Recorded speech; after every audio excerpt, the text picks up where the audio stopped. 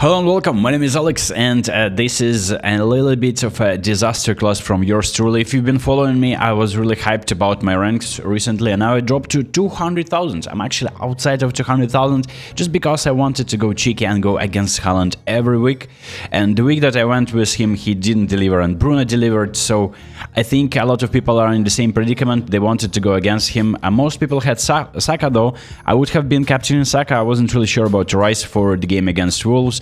And the goals that Saka actually was involved, kind of dodgy FPL assists. I wouldn't necessarily say that it was in hindsight, if you knew that it's going to be two own goals scored by Wolves, you would be still captaining Saka. And my captaincy was on Thiago, and unfortunately it backfired. They generated a lot of XG at home, but that was definitely not the game where they did score many goals. In fact, they scored only one and Thiago wasn't even involved. And the captaincy, obvious captaincy choice, Haaland. If I had captained Haaland, I would have been on a green arrow and that would be around 110,000. So that's the difference. This just goes to show how the ranks are, you can easily lose your fit if you're doing some weird template decision like captaining a player that everyone owns and everyone is captaining. So I'm not doing the same mistake this week. I'm gonna be talking about captaincy choices. I'm gonna be talking about players to target. I already have spent all of my 5 transfers that we received in previous game week. I couldn't stop myself from this type of temptation to use all 5, so I did that, and I really needed them. It's not like Raya and Timber that lost their clean sheet in the 90th minute really helped me much, but I feel like in the long run having Arsenal double defense is still a good pick. And this is Rob TFPL alongside with Solo Analytics and Spread Sport.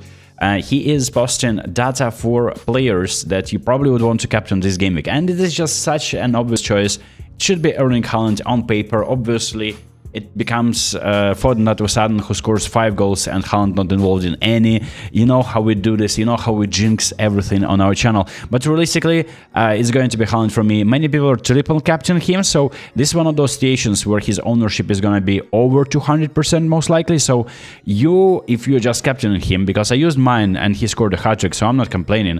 But this game week, his points are going to be hurting me even though I'm captaining him. So there's going to be a little bit of a weird situation there. Teams to target, you probably want to have Man City players, so I have 3. And then Bournemouth players, I have only 1. I cannot really stretch to Semenyo without a hit. So I have Brighton players, 2 of them. And the problem is that Welbeck, whom I have, is injured. And then Liverpool, Arsenal and Villa. And in terms of defense, I have double Arsenal defense. I have 1 Bournemouth defender. I have 1 Man City defender. I don't have any defense for Brighton, but I feel like they can easily concede against Sunderland, even at home. And then Brentford defense is also decent, and Fulham is alright too, but I think it's going to be a goals galore. So that may hint my move that I haven't made yet, but I may be doing for the game week number 17. So projected goals scored, you can see Man City is leading the way. Bournemouth are expected to score at least 2, and then Arsenal. Just given that Everton lost so many players to African Cup of Nations, to injuries, suspensions, etc., it feels like Arsenal are going to be in a very good position, cruise control of this game, and hopefully not conceding, because they still have their double defense, which is not that popular amongst many players. Aston Villa is supposed to score as well against Man United. Man United just conceded 4 to Bournemouth, so this could be a very fun game too. And then, of course, projection. Looking at this, you kind of want to have Liverpool players because they have very sweet fixture run starting game week 18.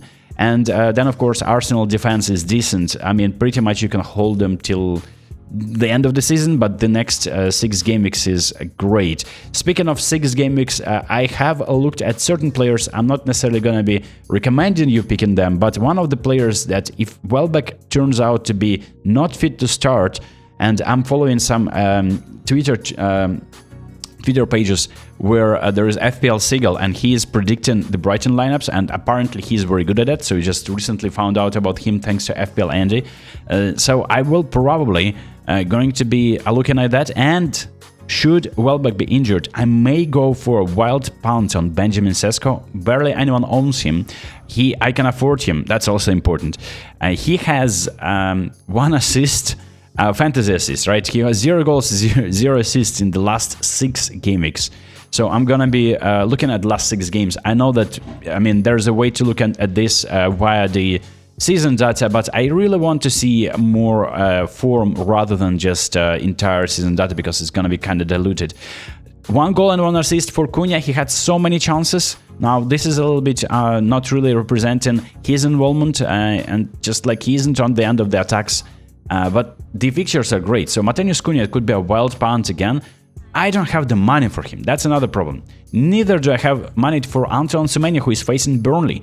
And this could be a player that will really hurt my rank. So he only has 1 goal and 0 assists in the last 6 game weeks. The results are pretty dire, but they're facing Burnley.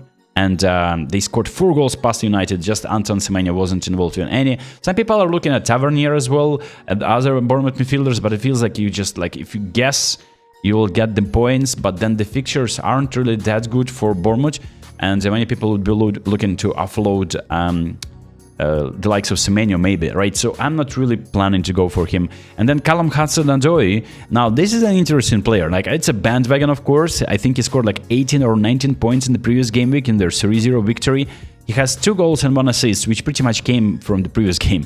In the last 6 game weeks, he's pretty attacking, right? There is still Morgan Gibbs-White, whom I had and who scored some points for me as well, owned by like 1%. But then I sold him off because Nottingham Forest were performing not really that convincingly. So I decided to just offload Forest player. And it turns out they know how to score goals now. So it's really unpredictable. Speaking of Fulham, now there are a few assets from Fulham that I will be looking at. I'm not really particularly interested in their defense, even though Anderson was so hyped. I really never wanted to have him in my team, even though he delivered a few 10-pointers. But it feels like Fulham are never keeping a clean sheet, so it's only the defensive contribution 2 points that you're looking at usually.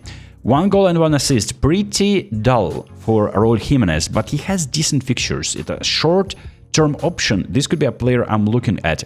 And of course, the one and only Harry Wilson. Now, it is insane. 3 goals and 3 assists in the last 6 game weeks. His position is very good. In terms of, like, he's not really a midfielder, like, he's a midfielder, but he's attacking like a winger mostly. I just don't know if it's...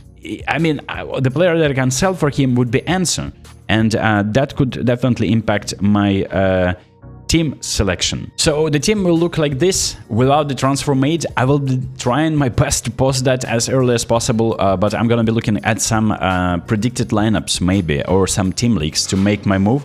In goal, I have Raya against Everton, really hoping that a player that I brought for so much money is delivering me a clean sheet finally. 6 points, what an investment.